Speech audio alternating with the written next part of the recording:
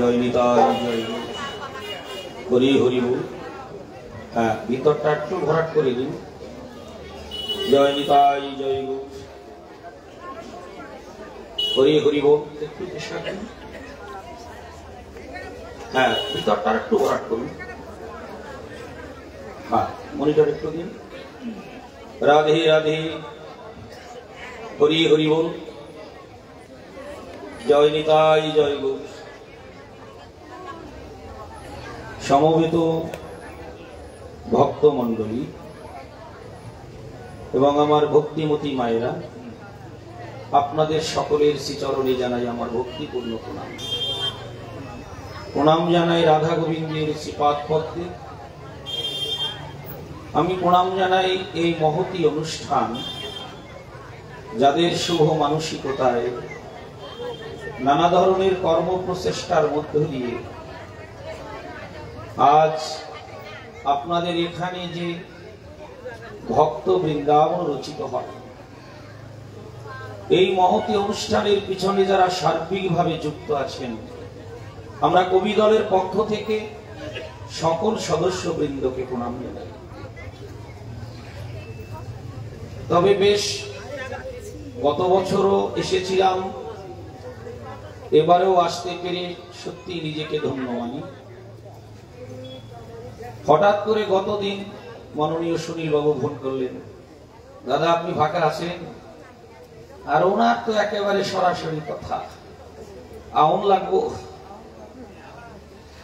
মানে প্রাণ খোলা ওনার ভাষা। তাই দাদাকে প্রণাম জানাই। কেননা আপনাদের এই বাজারে যে গানে আসি সবারই অবদান, যারা এই অনুষ্ঠানের সঙ্গে যুক্ত আছেন, তবু যিনি ফোনটা প্রথমে করেন তার কথাটাই বেশি মনে পড়ে। যাই হোক, আপনারা প্রশ্ন পর্ব শুনলেন, এবার আমাকে জবাবের ভূমিকায় প্রবেশ করতে হবে। তবে গান গেয়ে আপনাদের আনন্দ দেব এমন কোন যোগ্যতা নেই, আপনাদের আশীর্বাদই আমার সম্বল। তাই আপনারা আশীর্বাদ করবেন যেন আপনাদের আনন্দ দিয়ে এবং আনন্দ নিয়ে যার যার বাড়িতে যেতে পারি। এবং গান গাইতে গিয়ে যদি কোথাও আমার ছন্দে সুরে ভাষায় ভুল হয়, আপনারা ক্ষমা করে আপনাদের চরণে জায়গা দেবেন, এই আত্মনিবেদন রাখি সকল ভক্ত ভক্তার পায়ে। কারণ আপনাদের দেখে না সত্যি একটা আলাদা আনন্দের উদয় হয়। কারণ আপনারা অধিকাংশ ভক্ত ভক্তারাই গুরু ঘরে গিয়েছেন, তাহলে যারা উপাসনা নিয়েছেন তাদেরকে আনন্দ দিতে গেলে নিজের ভিতরে আনন্দ থাকা দরকার। তাই আমি ভজনবিহীন সাধনবিহীন অতি নরাধম, তাই আপনাদের আমি কি বলে আনন্দ দেব? তাই আপনারা আপনাদের কৃপা দৃষ্টি দিয়ে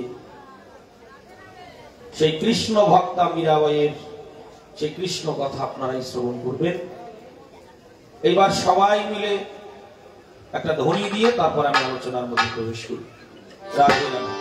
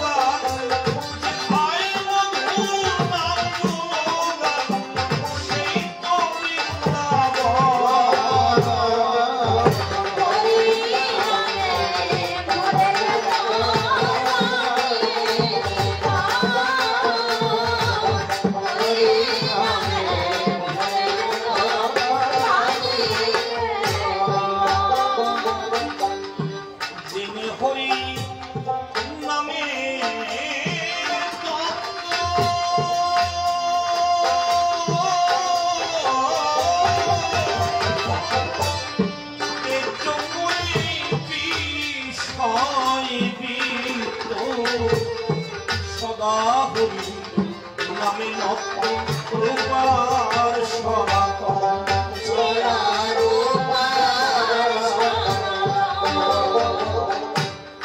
জেনে হরি নামে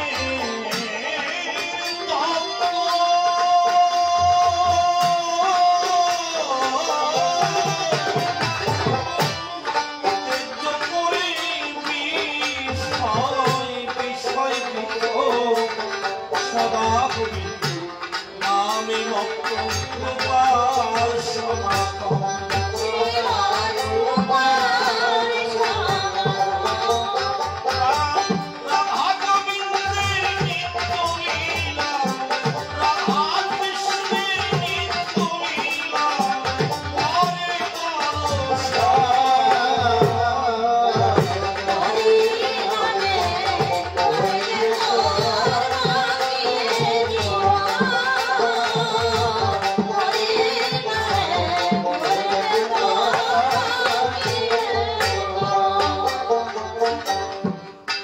মহাপ্রভু নদিয়া এসে চোখের জলে কেঁদে কেঁদে বলেছিলেন বলো হরি বল। তিনি বললেন নাম ছাড়া কলির জীবের গতি নাই। হরের নাম হরের নাম হরের নামে কলৌ নাস্তেব নাস্তেব গতির অন্যথা। যেই নাম সেই কৃষ্ণ ভজ নিষ্ঠা করি নামের সহিত আছে না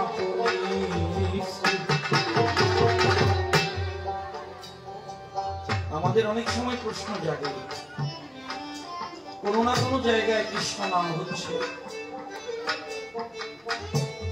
তার দায়িকা কই কেন এত ভ্রান্তি কেন এত অশান্তি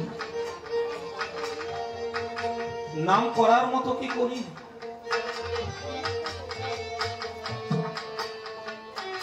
যদি কেউ নাম করার মতো করে সেই নামে কাজ হয় আর যদি ভয়ের কারণে অপকর্ম থেকে নিজেকে আড়াল করবার কারণে নাম করি সেই নামটি কাজ হবে। আপনারা দেখেছেন পদ্ম পাতায় জল স্পর্শ করে না এটা কিন্তু 100% সত্য কিন্তু এই পাতাটা একটু ঘষা দিয়ে জল দেবেন দেখবে দাঁড়িয়ে যাচ্ছে। কথাটা কেন বললাম এই নানা ধরনের কুকথায় কুচিন্তায় কুসঙ্গে আমাদের মনটা এমন একটা জায়গায় দাঁড়িয়েছে যে নাম শুনি ঠিকই কিন্তু সেই নাম আমাকে স্পর্শ করে না। যদি একবার সকল কিছু ভুলে চোখের জলে সদ্গুরুর চরণ তলে আশ্রয় নিয়ে একবার বলতে পারি হে রাধা গোবিন্দ কৃপা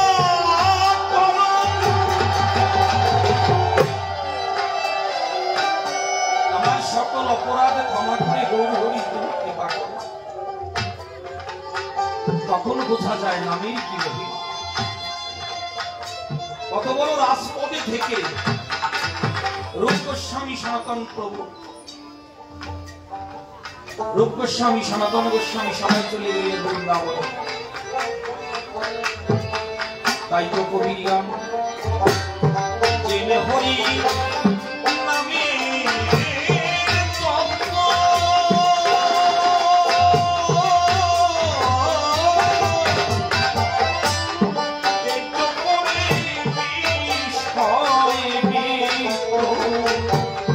সদা হরি নামে মত্ত রূপার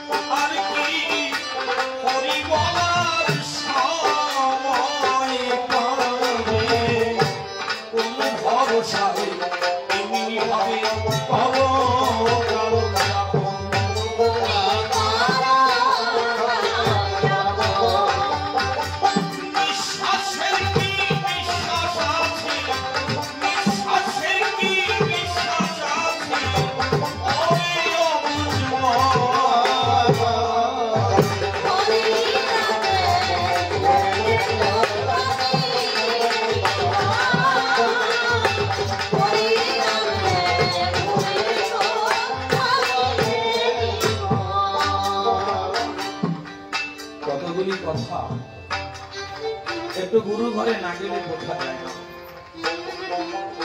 চিত্তটা যদি বিক্ষিপ্ত থাকে তার পক্ষে অনেক কিছুই বোঝা অসম্ভব। কিভাবে নাম করা যায়, কিভাবে নাম করলে সে গোবিন্দের দর্শন হয়। রামায়ণে একটা সুন্দর কথা তুলে ধরেছেন বাল্মীকি। একদিন রামচন্দ্র লক্ষ্মণ মা জানকী পথ দিয়ে চলেছেন। যেতে যেতে লক্ষ্মণ একটু সামনে, মা জানকী প্রভু রামচন্দ্র পিছনে। এখন লক্ষ্মণ দেখছেন যেহেতু দাদা বৌদি সঙ্গে রয়েছেন, লক্ষ্মণ একটু আগে আগেই চলেছে। দেখতে পেলে একটা কাক, সে বারবার উড়ে এসে একটা সরোবরে বসে জল খেতে গিয়ে না খেয়ে আবার ফিরে যাচ্ছে। কখনো কখনো জলের ভিতরে ঠোঁট দাবিয়ে মানে নিমজ্জিত করে গ্রহণ না করে আবার চলে যাচ্ছে। কয়েকবার দেখার পরে লক্ষ্মণ বলছে, দাদা। হ্যাঁ বড় ভাই, কি হয়েছে? আমি দেখলাম একটি কাক, সে ভীষণ পিপাসিত, সে বারবার সরোবরের কাছে এসে বসে তার চঞ্চু সরোবরের শরীরে নিমজ্জিত করে জল গ্রহণ না করে চলে যাচ্ছে কেন? দাদা আমি কয়েকবার দেখেছি, তাই তোমার কাছে আমার জানতে ইচ্ছে হয় কারণটা কি। রামচন্দ্র হাসি দিয়ে বলল, ভাই এই কাকটি আগের জন্মে ছিল একজন সাধক, কিন্তু সাধনার পথে কণ্টক ভরা হুঁশিয়ার হয়ে চলিতে হয়। আঁকা বাঁকা পথে রেখো সাথে সাথে মহানাম মন্ত্র সকল সমান। ওই সাধনার পথে ভুল হওয়ার জন্য ওকে কাক দেহ প্রাপ্ত হতে হয়েছে। কাক হয়েছে যেমন জলভরত কত বড় সাধক ছিলেন, গণ্ডকী নদীর তীরে সাধনা করতে করতে একটা হরিণ শাবক তার মায়ায় আকৃষ্ট হয়ে পরবর্তীতে তাকে হরিণ দেহ ধারণ করতে হয়েছে। এরও সেই অবস্থা, কিন্তু যখন কাক দেহটি পেয়েছে ও চৈতন্য শক্তি হারায়নি, পূর্ব স্মৃতিকেও বিস্মরণ হয়নি। ও মনে মনে চিন্তা করেছে যে সাজাটা আমি পাচ্ছি, হে প্রভু আর যেন আমি তোমার নাম ছাড়া এক মুহূর্ত না থাকি, সব সময় যেন তোমার নামের মধ্য দিয়ে আমার প্রতিটি মুহূর্ত প্রতিটি পদক্ষেপ অতিবাহিত হয়। তো ভাই এই জল খেতে সে মনে মনে চিন্তা করছে, এই জল খেতে গিয়ে আমার যদি সে প্রভুর নাম আমি ভুলে যাই, আর তখন যদি আমার মৃত্যু হয়, তাহলে না জানি আবার কত কঠিন সাজায় আমাকে আবার পড়তে হবে। জল খেতে গেলে সে 20 সেকেন্ড 30 সেকেন্ড যাই লাগুক না, একটা সময় তো লাগবে। আর তখন যদি আমার এই দেহ থেকে প্রাণ পাখি বহির্গত হয়, তাহলে নামের সহিত আমার দেহ রাখা হলো না, না জানি কত সাজা। না আমি জল খাবো না, আর কোন কীট পতঙ্গ পশু পাখির জীবন ধারণ করে এই জগতে আর আমি থাকতে চাই। তাইও জল খাচ্ছে না ভাই। প্রভু দাদা রামচন্দ্র তুমি শোনো, যার ভিতরে এত আরতি, এত ভক্তি, এত নিষ্ঠা, এত প্রেম, তুমি তাকে কৃপা করো, তুমি মুক্তি দিতে পারো না? রামচন্দ্র বললেন, পারি। তোমার মতো ভাই যদি কাউকে কৃপা করে, কারো প্রতি যদি এভাবে দয়ার আবেগ হয়, তোমার মতো ভাই যদি কাউকে ভালোবেসে ফেলে, তাকে তো আমি দূরে রাখতে পারি না। তুমি ডাকো, তুমি কাকটিকে ডাকো। যেই বলেছি ও কাক শোনো, আমার দাদা রামচন্দ্র তোমাকে ডেকেছে। যেই বলেছি ওই পাখিটি উড়ে এসে রামচন্দ্রের চরণে পড়ল। প্রভু রামচন্দ্র বুকে জড়িয়ে ধরে বলল, যাও তুমি আমার ভজন যোগ্য মানব দেহকে তুমি এগিয়ে রাম সীতার তোমাকে আমি মুক্তি দিলাম। কাকটা জয় রাম জয় মা জানকী ওখানে দেহ রাখল। ভক্তমণ্ডলী, যদি আমার মা দেহ রাখে বা বাবা দেহ রাখে, আপন কেউ দেহ রাখে, ওই মুহূর্তে বা 1-2 দিনের মধ্যে আপনাকে যত উন্নত থালায় খাবার দেয়া হোক না কেন, যত ভালো খাবার, আপনি খাবেন কি? ভালো লাগবে কি? কেন লাগবে না? ওই যে আপনজন হারানোর বিয়োগ ব্যথা। তখন ভালো খাবার ভালো লাগে না, সামনে নিলে হয় যন্ত্রণা। এইরকম একটা ভাবনা নিয়ে, এইরকম একটা উদ্দীপনা নিয়ে, একটা পুত পবিত্র মানসিকতা নিয়ে যদি একবার বলে রাধা গোবিন্দ কৃপা, তাকে গোলক বিহারী কৃপা করে।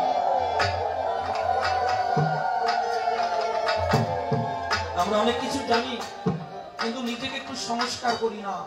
আমরা প্রতি মুহূর্তে কম বেশি দেখি যে চুম্বক লোহাকে টানে, কিন্তু লোহার গায়ে যদি মরিচা থাকে টানতে পারে না।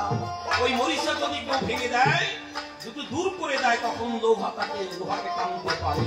তা আমাদের ভিতরে যে কাম কামনা, কুবাসনা, কুসঙ্গের মরিচা ধরে, এটা একমাত্র দূর করতে পারেন শ্রী গুরু।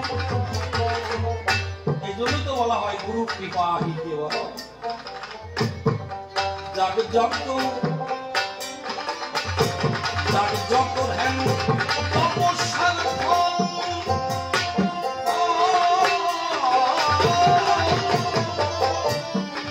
ওই নামের মাঝে আছে সব। নাম যে ভব পারের সঙ্গ জানে সাধু।